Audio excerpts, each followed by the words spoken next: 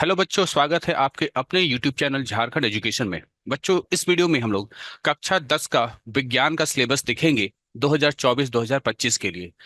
Jharkhand board द्वारा ऐसे तो सिलेबस आपका काफी पहले ही जारी किया जा चुका है, लेकिन वे बच्चे जिन्हें नहीं मालूम है वे इस वीडियो को देख सकते हैं।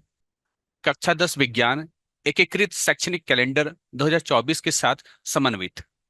तो बच्चों, ये है आपका साप्ताहिक विच्छेदित पाठ्यक्रम मई 2024 मार्च 2025। यहाँ आपको ये बताया गया है कि कौन से माह में कौन कौन सा आपको पाठ पढ़ना है। इसके अलावा ये भी बताया गया है कि कौन से माह में कौन से सप्ताह में कौन कौन सा पाठ आपको पढ़ना है। ठीक है।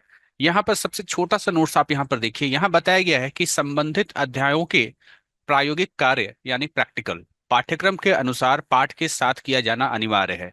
इसका मतलब ये हुआ कि आप जिस पाठ की पढ़ाई कर रहे हैं उसका प्रैक्टिकल भी उसके साथ साथ ही आपके स्कूल में होगा। यहाँ पर देखिए, माह बताया गया है, माह बताया गया है, सप्ताह बताया गया है, अध्याय बताया गया है, पाठ का नाम और अधिगम प्रतिफल। यहाँ आपको बताया गया है कि जो मई का पहला, दूसरा, तीसरा, चौथा और पांचवा सप्ताह मिलाकर के कुल 17 दिन। इन 17 दिन में आपको पाठ खत्म करना है। पहला पाठ का नाम है रासायनिक अभिक्रियाएं एवं समीकरण। फिर आप आ जाते हैं जून का पहला सप्ताह, दूसरा सप्ताह और तीसरा सप्ताह मिलाकर के 6 दिन। ये 3 सप्ताह में 6 दिन इसलिए क्योंकि इस बीच आपकी गर्मी की छुट्टियां चल रही होंगी। ठीक है। तो इन 6 दिन में आप क्या पढ़ेंगे? आप पढ़ेंगे, आपका पाठ का नाम है, देखिएगा पाठ का नाम क्या है। पाठ का नाम जो है जैव प्रक्रम है। ये 5वां नंबर पाठ है। ठीक है। यानी आपको मई में पहला पाठ पढ़ना था, जबकि जून में आपको 5वां पाठ पढ़ना है। आप कह सकते हैं कि सर दूसरा पाठ या तीसरा पाठ कहाँ चला गया? तो नहीं, आपको जो है जिस तरीके से बताया गया है कि किस माह में कौन सा पाठ पढ़ना है वैसे ही आपको पढ़ाई करनी है। फिर हम लोग बात करते हैं जून के चौथे और पांचवें सप्ताह की। जून के चौथे और पांचवें सप्ताह को मिलाकर के 10 दिन की पढ़ाई होगी, जिसमें आपको नवा पाठ पढ़ना है, प्रकाश परावर्तन तथा अपवर्तन। ठीक है। और आपको याद रखना है, आपका जो सिलेबस है, आपका जो एनसीईआरटी का सिलेबस है उसमें बदलाव हो चुका है, तो आपको एनसीईआरटी के नई किताब के साथ ही चीजों को पढ़ना है। अब अगला जो माह है वो है आपका जुलाई। जुलाई के पहले सप्ताह में यानी 6 दिन, है ना, उसमें आपको पढ़ना है पाठ 10, जिसका नाम है मानव नेत्र तथा रंग बिरंगा संसार। इसके बाद जुलाई का दूसरा सप्ताह, इसमें 6 दिन, और जुलाई का तीसरा सप्ताह, इसमें 4 दिन। यहाँ पढ़ना है पाठ संख्या 2, है ना। तो पाठ संख्या 2 जो है वो जुलाई में पढ़ना है। पाठ संख्या 1 पढ़ना था आपको सीधे मई में, और मई से सीधे आपको पाठ संख्या 2 जो है पढ़ना है जुलाई में। पाठ का नाम है अम्ल क्षारक एवं लवण।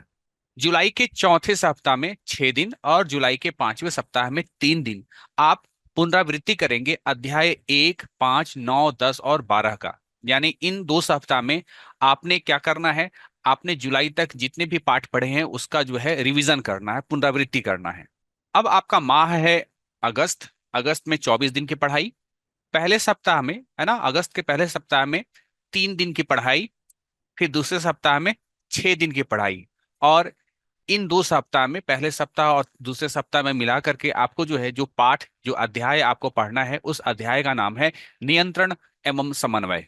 अगस्त के तीसरे सप्ताह और चौथे सप्ताह में 5-5 दिन आपको पढ़ना है पाठ संख्या 11 यानी विद्युत।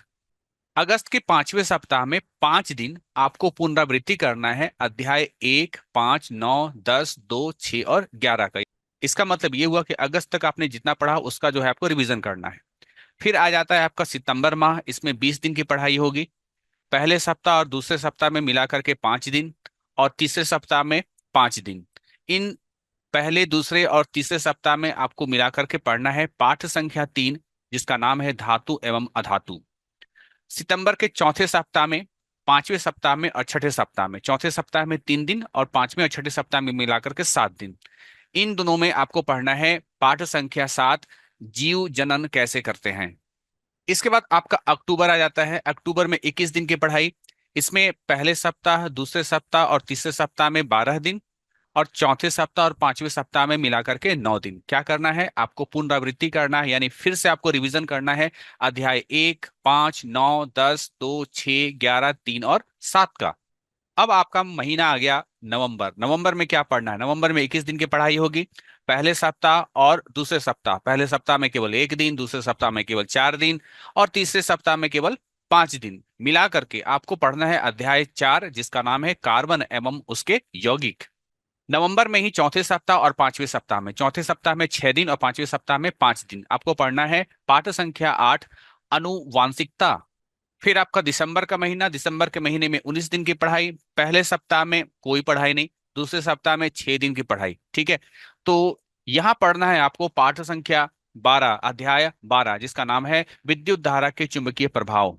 दिसंबर के तीसरे सप्ताह में 6 दिन। इस सप्ताह में आपको पाठ पढ़ना है पाठ संख्या 13, अध्याय संख्या 13, जिसका नाम है हमारा पर्यावरण। दिसंबर के चौथे सप्ताह में 6 दिन, पांचवें सप्ताह में 2 दिन और छठे सप्ताह में 0 दिन। आपको जो है अध्याय 1 से लेकर के 13 तक का पुनरावृत्ति करना है, यानी आपको पूरा रिवीजन करना है पूरे कोर्स का। जनवरी में 20 दिन, और फरवरी में 20 दिन, और मार्च में 21 दिन। इतने दिन जो है आपका क्या होगा, इतने दिन आपके स्कूल में रिविजन्स होंगे और टेस्ट होंगे। तो कुल मिलाकर अगर देखा जाए तो आपका जो टोटल वर्किंग डेज है वो है आपका 224 दिन, यानी पूरे 224 दिन की पढ़ाई है।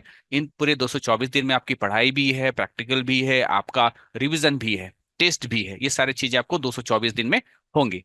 तो ये आपका एकेडमिक कैलेंडर था क्लास 10 विषय विज्ञान कक्षा 10 के लिए।